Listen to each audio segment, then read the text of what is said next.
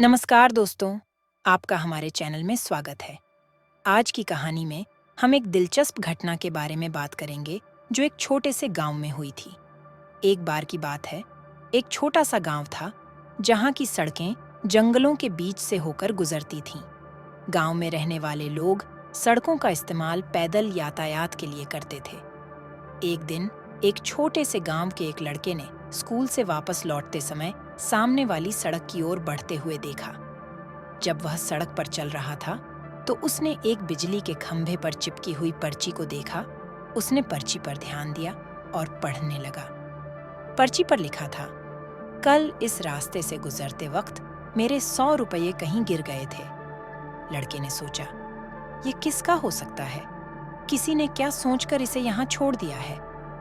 लड़के ने फिर सोचा कि शायद यह पैसे किसी गरीब व्यक्ति के लिए बड़ी मदद कर सकते हैं। उसने फिर चिपकी हुई पर्ची के पीछे लटके हुए 100 रुपये उठाए और अपनी जेब में रख लिए। वह आगे बढ़ता रहा, लेकिन उसके मन में एक सुविचार बार बार आ रहा था कि किसी गरीब को उन 100 रुपयों की जरूरत हो सकती है। फिर लड़के ने एक गरीब वृद्ध व्यक्ति को देखा जो सड़क के किनारे बैठा था। वह उस व्यक्ति के पास गया और उसे 50 रुपये दे दिए।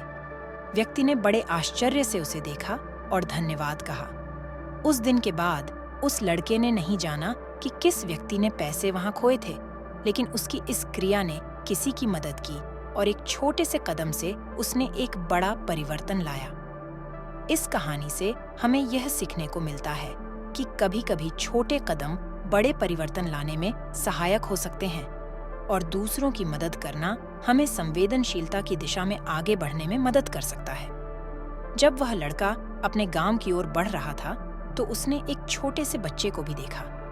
वह बच्चा बहुत ही भूखा और नंगा था। उसके हाथों में कुछ नहीं था और उसका चेहरा दर्द और उदासी से भरा हुआ था। लड़के ने उसकी दुखी हालत देखकर उसका दिल भी बहुत दुखा। वह लड़का फिर सोचने लगा कि यह बच्चा इतने दिनों से भूखा और नंगा कैसे जी रहा होगा। उसने अपनी जेब से रोटी और उसे 50 रुपये दे दिए और बच्चा बहुत खुश हो गया और धन्यवाद कहते हुए रोटी खाने लगा।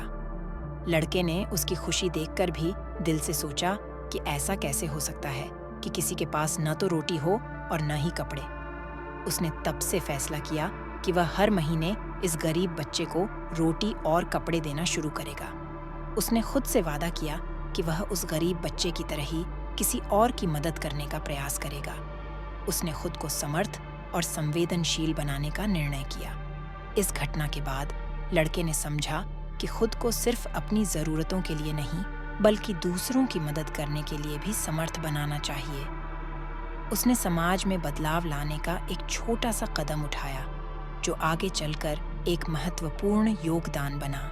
इस कहानी से हमें यह सीखने को मिलता है कि हमें हमेशा अपने आसपास के लोगों की मदद करने के लिए सक्षम और तत्पर रहना चाहिए, चाहे वो हमें जानते हों या नहीं। तो दोस्तों, यह थी वह कहानी जिसमें एक छोटे से गांव के लड़के ने न केवल 100 रुपये में लाखों का पुण्य कमाया, बल्कि उसने अपने कर्मों से दूसरों के जीवन में बदलाव भी लाया। आप भी किसी के जीवन में बदलाव लाने के लिए तैयार हों। अगर आपको यह वीडियो पसंद आया हो तो इसे लाइक करें, शेयर करें और हमारे चैनल को सब्सक्राइब करना न भूलें। धन्यवाद।